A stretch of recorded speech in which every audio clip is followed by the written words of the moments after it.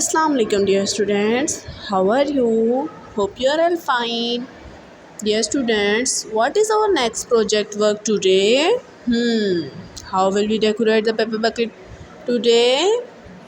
First of all, we take colorful computer paper.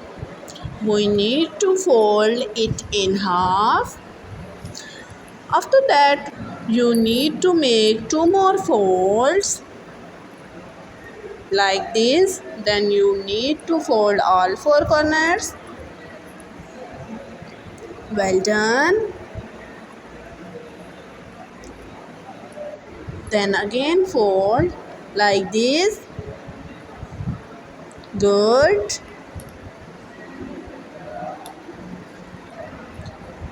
After that, straight the corner and apply glue stick. Excellent.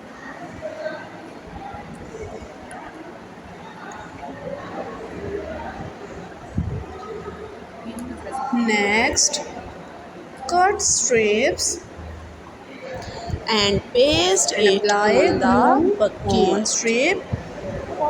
Very good. After that, you need to take a picture or video of it and send it to me. Allah Hafiz.